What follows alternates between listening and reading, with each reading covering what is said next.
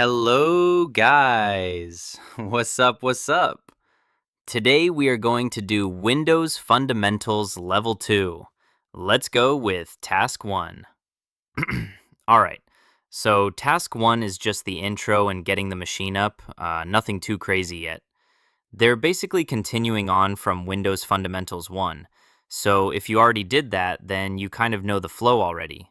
We're just building on top of that now with some extra Windows utilities and tools. So first thing, just go ahead and hit Start Machine. They give you the IP, the username, the password, all that. But honestly, if you're using the browser-based machine, then that's the easiest way to do it. You can use RDP if you want, but for this room, there's really no reason to make life harder than it needs to be. Fly to Task 2. All right, now we're getting into system configuration, also called MSConfig. And this is one of those built-in Windows tools that's mainly used for troubleshooting, especially startup problems. The room already gives you the name, so this part is pretty easy.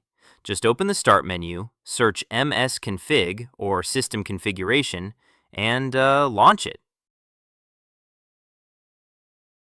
Once it opens, you'll see 5 main tabs: General, Boot, Services, Startup, and Tools. The General tab controls how Windows starts. You'll see options like Normal Startup, Diagnostic Startup, and Selective Startup. In simple terms, this is where you choose whether Windows loads everything normally or starts with a more limited setup for troubleshooting. Then you've got the Boot tab, which gives you boot-related options like Safe Boot. That's more advanced, but the main idea is that it helps when Windows is having trouble starting properly. The Services tab shows background services running on the system, along with details like their status and manufacturer. Now, the Startup tab might look a little empty here, and that's expected. You're on a Windows Server machine, so startup apps are handled differently than they are on a normal Windows 10 or 11 PC. So if nothing useful shows up there, that's not a mistake. That's just how this system is set up. The Tools tab is the one to pay extra attention to. It lists other Windows utilities you can open from here, and at the bottom you'll see a box called Selected Command. That part matters because sometimes the room wants the actual command that launches the tool, not just the tool's name. Let me just scroll through this. You can read all this, but this is basically the same I was just talking about. The room also points you toward Advanced System Settings. You can open that by searching View Advanced System Settings from the Start menu. That opens System Properties, and under the Advanced tab, you can find things like Performance Settings, Virtual Memory, and Startup and Recovery options. You do not need to configure anything here right now. Just know where those settings live. So for this task, the goal is really just to get familiar with MSConfig. Click through each tab once, notice what each section does, and make sure you pay attention to the selected command field under Tools. That's the part most likely to help with the room questions later. Once you've done that, you're good to move on. So with that said, let's check out the questions, you little newly discovered mammal-like creature. So the first question is, what is the name of the service that lists sysinternals as the manufacturer? For this one, I'm going back up into MSConfig, and then I'm clicking on the Services tab right here at the top. Now in this list, we can see all the services, along with some extra details, including the manufacturer column. So I'm just going to scroll through here a bit and look for the one that says sysinternals as the manufacturer. And right here, there it is, and the service name is PS Shutdown. So that's the answer for that one. Now the next question is, whom is the Windows license registered to? For this, we need to go into the system information side of things. So what I'm going to do is go back into the Tools tab here in MSConfig. Then from this list, I'm looking for About Windows. And I can either launch it from here or just open it directly. I'm going to launch About Windows, and once that opens, the one we care about is the registered owner information. And for this machine, the Windows license is registered to Windows User. So that's the answer there. Next question, what is the command for Windows troubleshooting? So for this one, I'm going back to MSConfig, back into the Tools tab, and now I'm going to click on Windows Troubleshooting in the list. Once I click that, down here at the bottom in the selected command box, it shows the exact command that launches it. And that command is this long one, so let's just copy this and paste it.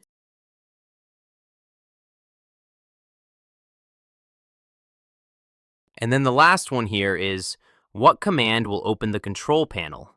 And they tell you they only want the name of the .exe, not the full path. So for this, still in the Tools tab, I'm clicking around and looking at that selected command field again. And the executable that opens control panel is control.exe. Not the full path, just the executable name. So the answer is control.exe. Task 3. All right, now we're on Change UAC settings. UAC stands for User Account Control. And this is the Windows feature that gives you that "Are you sure?" prompt when something wants to make admin level changes. You can open it through the Tools tab in MSConfig.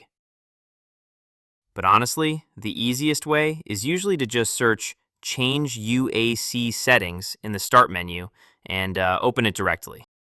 Once it opens, you'll see a slider with different notification levels. That slider controls how often Windows warns you before changes are made. At the higher levels, Windows will prompt you more often. At the lower levels, it'll warn you less. The default setting is usually the balanced one, where Windows notifies you when an app tries to make changes, but not every time you change something yourself. So for this task, you're really just getting familiar with what the window looks like and what the slider does. You can click through the levels and read the descriptions so the differences make sense. One important note, you generally do not want to leave UAC at the lowest setting unless you have a specific reason. Lowering it too much makes it easier for unwanted changes to happen without a warning, which kind of defeats the point of having it. And if the room asks for the command that opens it, that command is user account control settings.exe. So that's really it for task 3. Open Change UAC Settings. Understand that the slider controls how aggressively Windows warns you about system changes, and you're done. Let's go task 4. So now we're in computer management, and this is basically one of those central admin hubs in Windows where a bunch of useful tools are grouped together in one place. So instead of opening 5 separate windows, Windows puts a lot of the useful admin stuff here in one menu. You can open it from the Tools tab in MSConfig, or just search Computer Management in the Start menu. Once it opens, it can look a little crowded, but don't overthink it. The main sections are System Tools, Storage, and Services and Applications. A simple way to think about it, System Tools is for system info and admin tools, Storage is for disks and drives, and Services and Applications is for background stuff Windows runs. Under System Tools, one of the big ones is Task Scheduler. This is basically the Windows version of a cron job if you've seen that on Linux.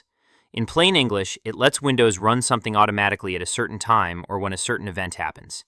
So like, run this every day at 6:15 a.m. or run this when the computer starts.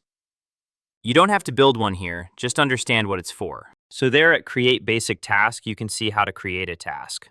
So there you can see you can give a name, a description, etc. You can look around there to have an idea what is happening. Okay, well, it would be nice if this VM doesn't freeze down from opening a simple window. Then you've got Event Viewer, which is where Windows keeps its logs. Think of it like the system's record book. If an app crashes, a login fails, or Windows has some issue, that information usually shows up here. You'll see common log areas like Application, Security, and System. Very simple version. Application is app-related events. Security is login and audit-related stuff. And System is Windows and hardware-related events. In the material, you can see the 5 different event log types. Read all through them, so you get an idea about the differences. Next is Shared Folders. This shows you network shares on the machine, along with any active sessions or open files. If a shared folder name ends with a $sign, that usually means it's a hidden share. Hidden doesn't mean secret or inaccessible. It just means it won't normally show up in casual network browsing. You may also see local users and groups, device manager, and disk management in here. Disk management is where you can view disks, partitions, drive letters, and volume layout. Good to recognize, but for this task, you're mostly just getting familiar with where things are. A partition is basically a section of a disk. A drive letter is the thing like C: or D: that Windows uses to refer to it.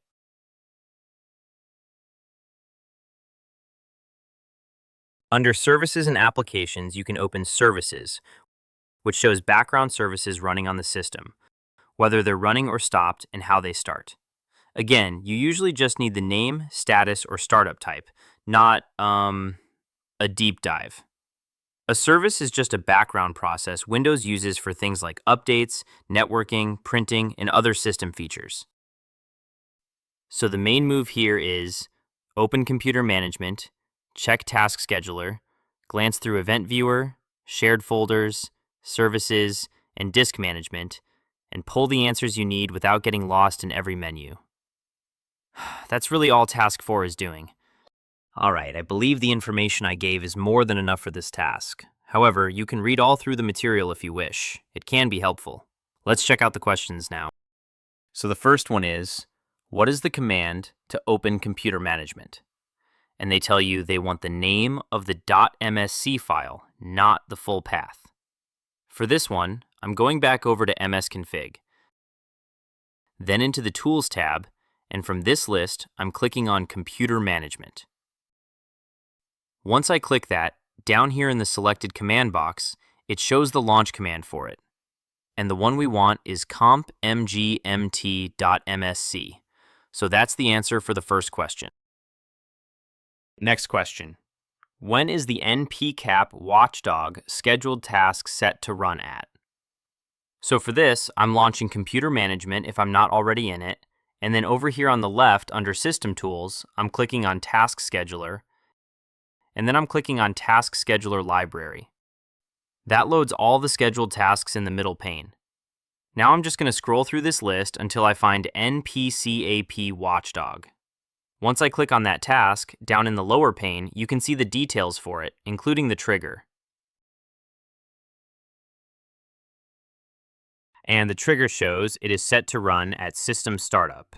So that's the answer for that one. The room explains that scheduled task details are visible after clicking Task Scheduler Library and selecting the task, which is exactly what we're doing here. And then the last one here is, what is the name of the hidden folder that is shared? So still inside Computer Management, over on the left under System Tools, I'm going down to Shared Folders, then clicking on Shares. That gives us the full list of shared folders in the middle pane. Now, the way you can usually spot a hidden share in Windows is that it ends with a $sign. So I'm looking through the list for that. We can see the default ones like $, and admin$, but the one they're asking about here, the hidden folder share, is this one. So that's the answer for the last question. The room also notes that shares ending with a $sign are hidden/admin style shares, which is the giveaway here.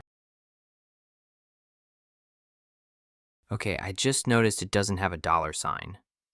Normally, a hidden Windows share ends with a $sign, so if it were truly hidden in the usual sense, you'd expect $sign. But in this VM, it's showing it without the $sign, so I just trust what the machine is actually displaying and answer it exactly like that. So yeah, a hidden share usually has dollars, but here the room is a little inconsistent. Happens sometimes. Don't be sad. Alrighty, let's just close all this. I don't know about you guys, but this VM is frickin' slow compared to the last ones I was doing. Task 5. Alrighty guys, we're on System Information. And this is one of those Windows tools that's really useful when you want exact details about the machine without clicking all over the place trying to find them. So basically, instead of hunting through Settings, Control Panel, and random menus, this puts a lot of the machine info in one place. You can open it from the Tools tab in MSConfig, or just search System Information directly from the Start menu. The command for it is msinfo32.exe. Once you open it, you'll see a lot of information right away. The main sections on the left are System Summary, Hardware Resources, Components, and software environment. It looks like a lot because it is, but most of the time, you only need one or two specific details, so don't let the wall of text make it feel harder than it is. A good mindset here is, don't try to read everything. Just treat it like a reference page and go find the one thing you need. The best place to start is usually System Summary. That gives you the broad machine details like the operating system, system name, processor, memory, and other basic info. Think of System Summary as the quick overview page. Then under Components, you can view details about installed hardware devices. Some sections will show useful information, and some might not show much at all. That just depends on the system. So if one section looks kind of empty, that doesn't automatically mean something is wrong. A really important section for this task is Software Environment. That's where you'll find things like environment variables, network connections, and other software-related details. Environment variables are basically named values Windows uses to point to important locations or settings. So instead of hard-coding a path everywhere, Windows can use a variable that stores that value for it. Very simple example. Instead of a program needing to remember a full folder path every time, Windows can store that path in a variable, and the program can just use the variable name.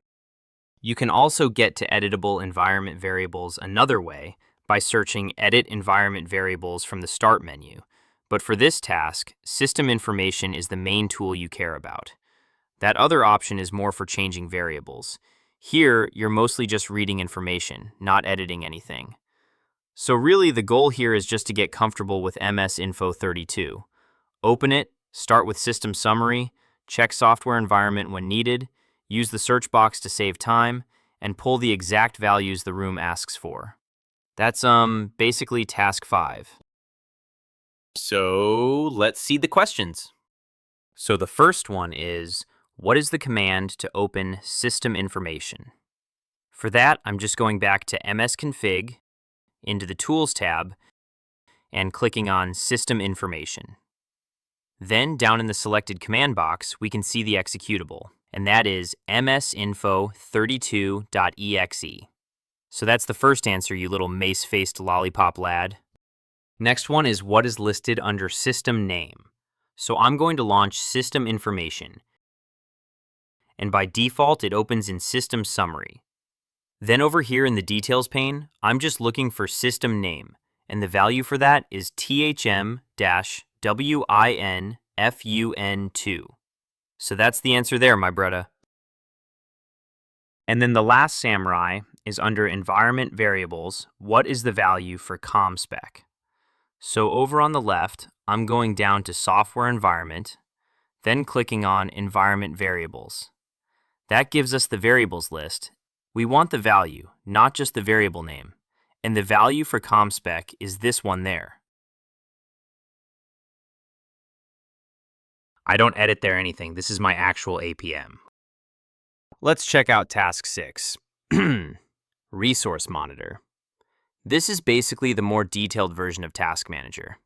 If Task Manager gives you the quick overview, Resource Monitor is where you go when you want to see what's actually happening in a little more detail. So if Task Manager is the quick what's going on view, Resource Monitor is more like, okay, but what exactly is causing it? You can open it from the Tools tab in MSConfig, or just run resmon.exe directly, which is usually the faster way once you know it. So again, same pattern as the other tools. Friendly name in Windows, actual command behind it. When it opens, you'll see tabs for CPU, memory, disk, and network. That's really the main idea here. It breaks system activity down by category so you can see what processes are using processor time, what's taking up RAM, what's reading or writing to the disk, and what's using the network. A process just means a running program or background task. You can click through the tabs one by one, which is usually easier than trying to read everything at once.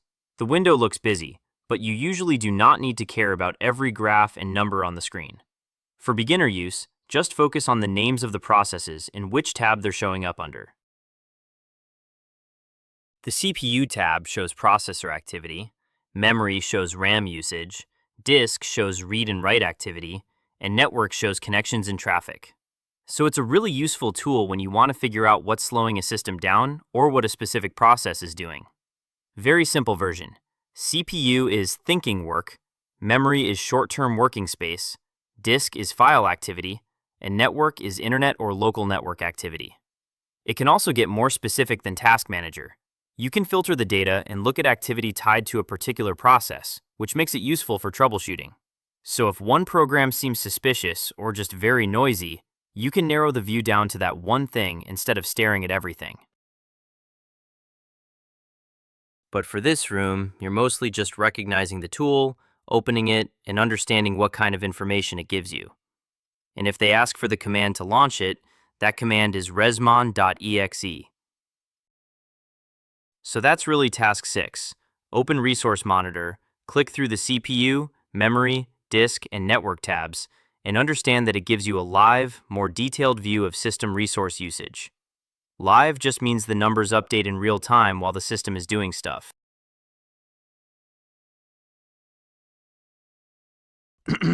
Task 7. We're getting into command prompt, and this is where things start feeling a little more hands-on because now you're actually typing commands instead of just clicking through Windows tools.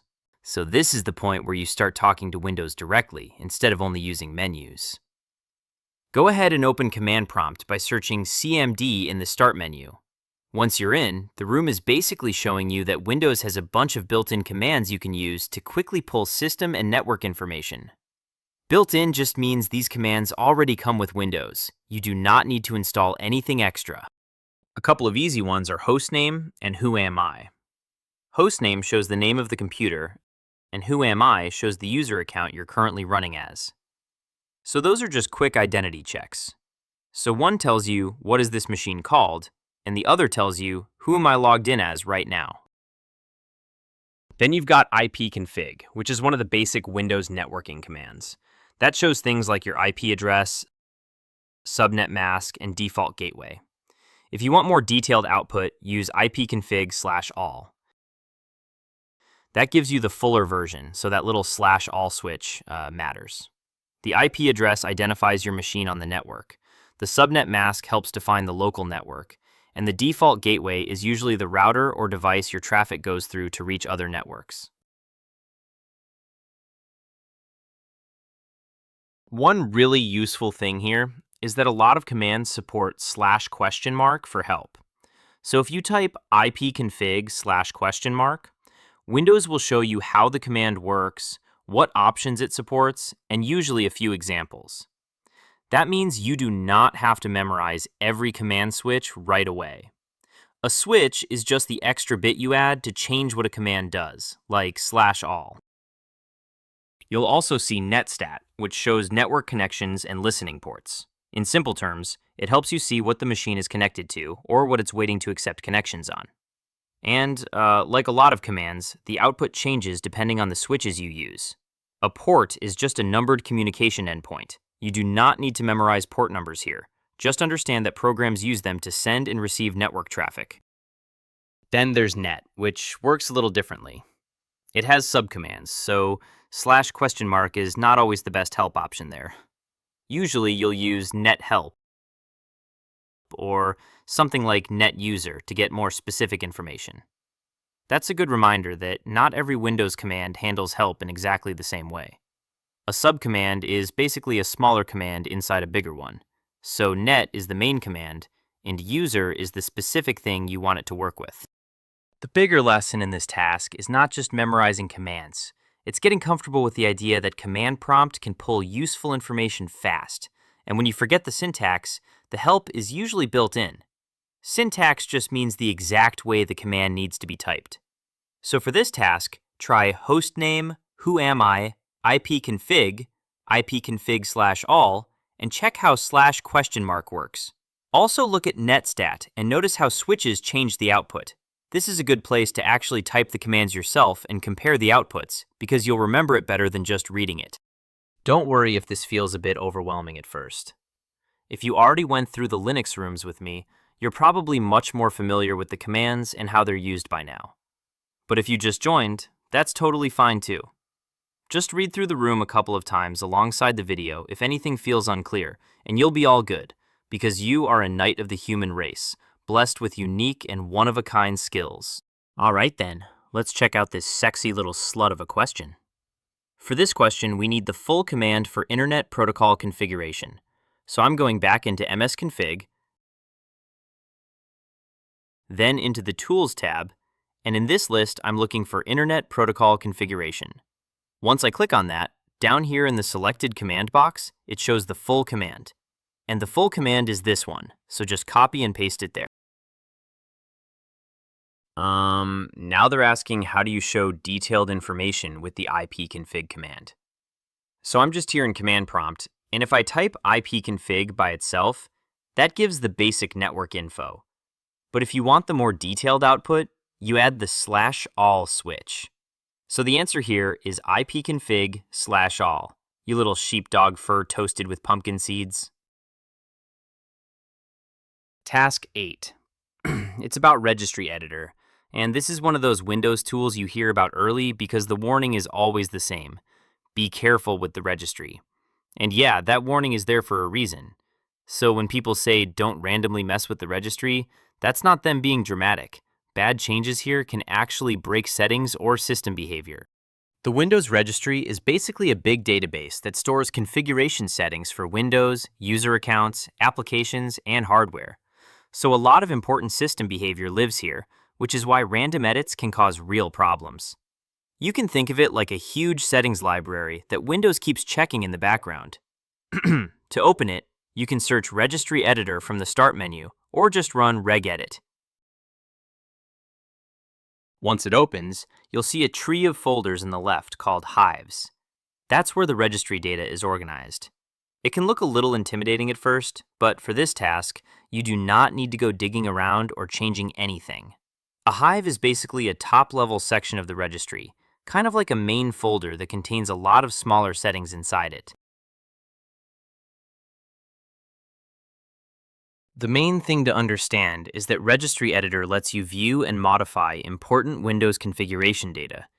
That makes it powerful, but also easy to mess up if you change something without knowing exactly what it does. So for beginner use, this is more of a look and recognize tool here, not a start editing stuff tool. So for this task, just open Registry Editor, recognize what it is, know that regedit is the command to launch it, and remember that this is a tool you treat carefully. That's really all Task 8 is asking you to do. To answer this question, we're heading back to good old MSConfig, finding the Registry Editor, and copying the command like a good little scout.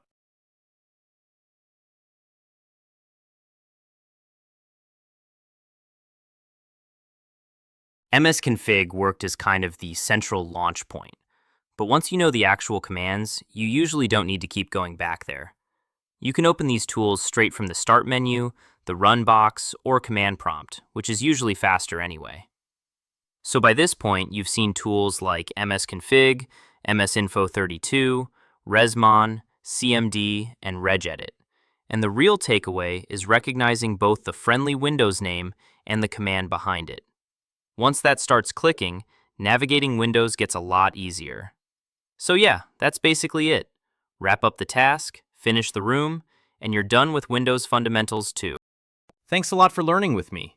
If you haven't already, check out my other videos too, and like, subscribe, and drop a comment if you've got a question or just want to roast me a little. See you in the next one. P.S. I know that you sold your Charizard card for $10 and a bag of Cheetos back then.